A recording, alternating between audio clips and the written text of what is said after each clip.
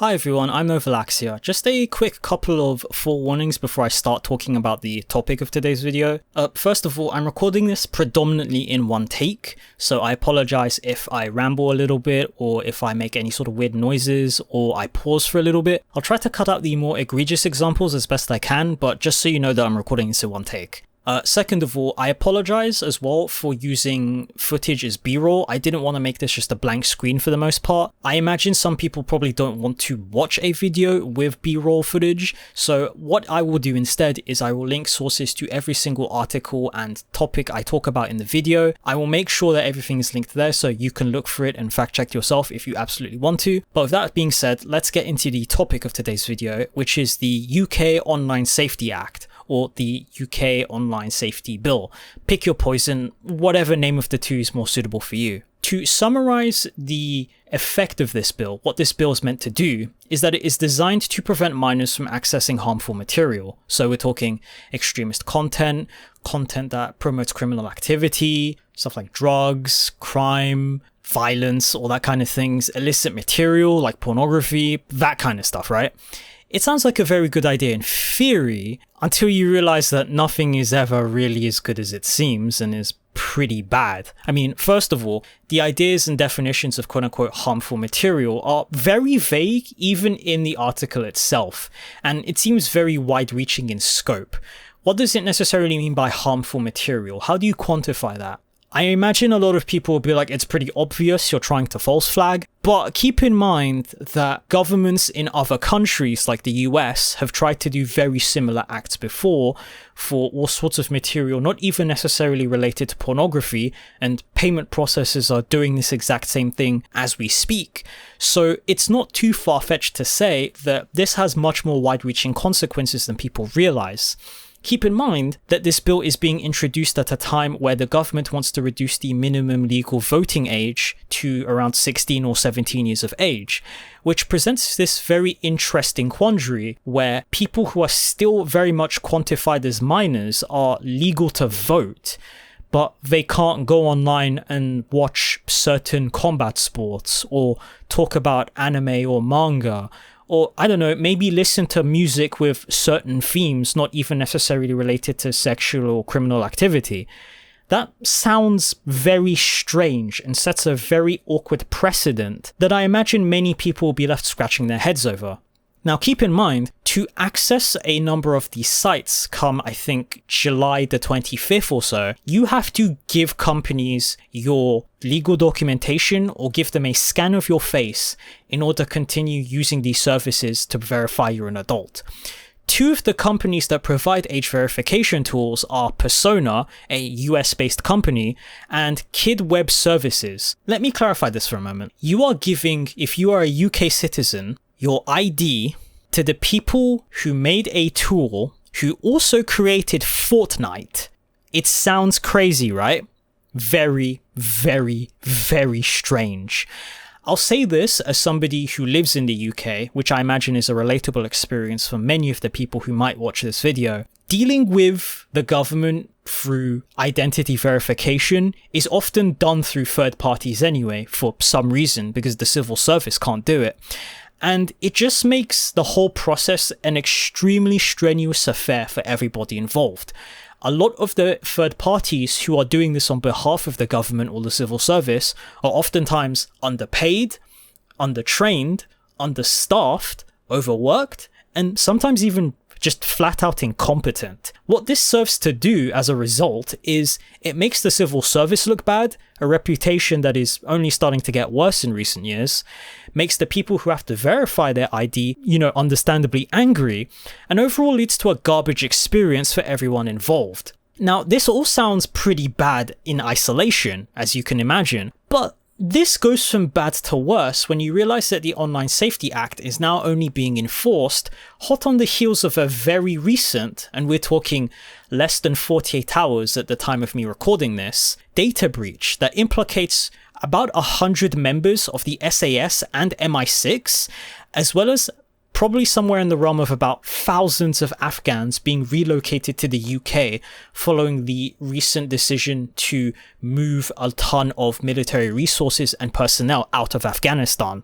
This has pretty dire consequences for the implications of the Online Safety Act, because not only does it prove that the act can be very, very poorly enforced, which means that a lot of sites will just get blocked or a lot of sites will just shut down for no reason, it also highlights that the UK government can't be trusted to keep minors safe online when they can't even keep people who work in the civil service, people who serve in the armed forces, private. Can you really trust a government that can't keep the civil service and military personnel safe from data breaches, from protecting minors online? It sounds like a very, very weird double standard. Just to be very clear, by the way, about the people in Afghanistan, because I don't want to gloss over this either, it is being reported at the same time that this data leak is made public, which, by the way, this data was withheld for 2 years from public knowledge by use of a super injunction, which effectively means that nobody can talk about it publicly and was only recently made public.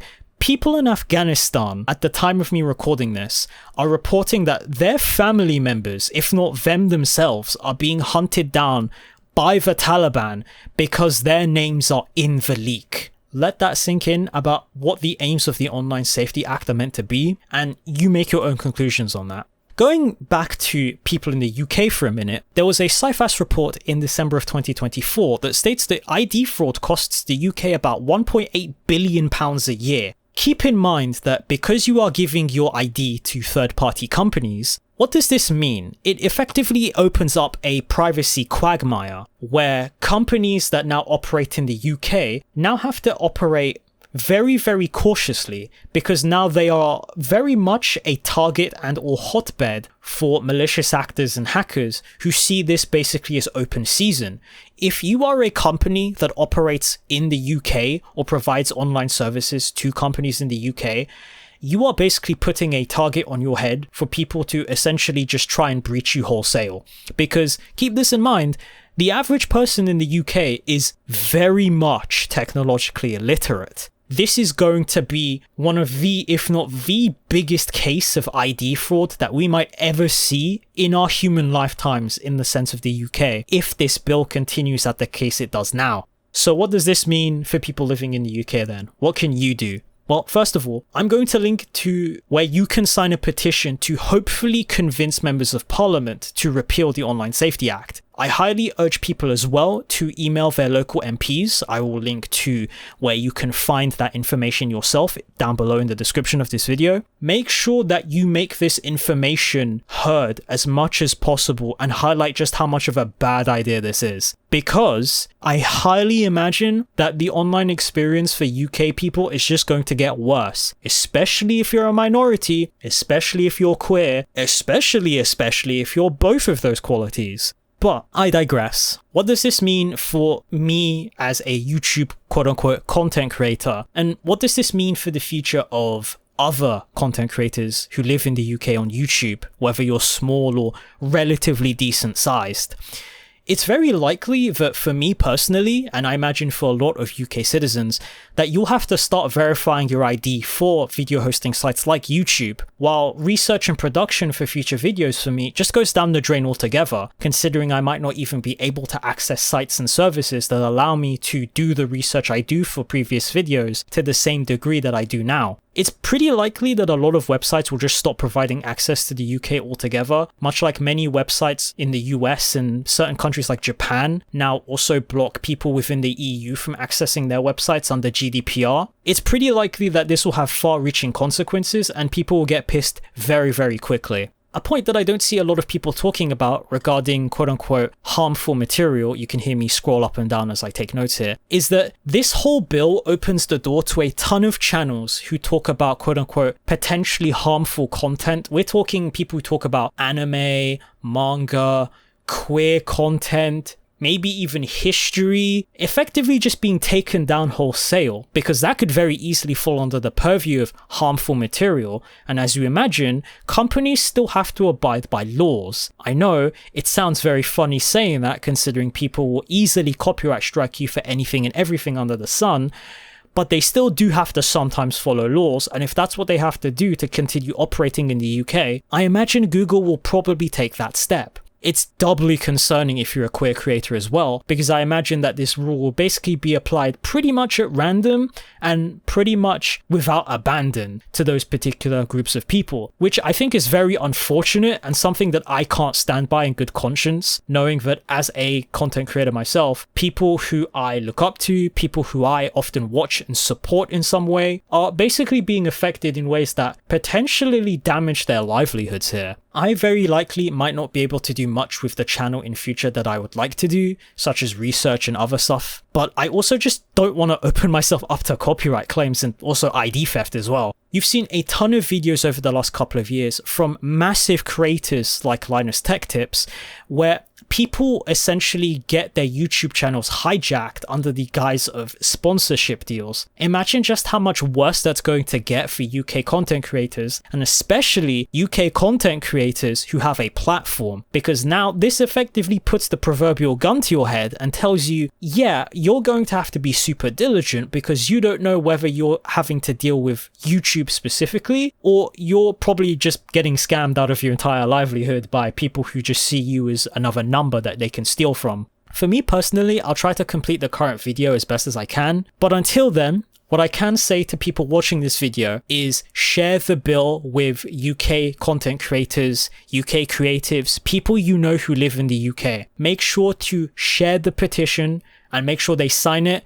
Make sure that they contact their local MPs, make your voices heard, and if possible, if you have the means to do so, go financially support UK creators if possible, and just don't let this go unscathed. I imagine that this is going to damage the livelihoods of so many UK creators, if not even just the metrics or even the reach, because maybe some of them use their YouTube channel for other things like job opportunities. And though I myself would like to ask for financial support at a time like this, there are many other creators, many queer creators, many very undervalued and underrated creators who probably deserve the support much more than I do at this specific time. So I would highly recommend that you go and support them instead, and just make sure that this bill is in the conscience of many more people.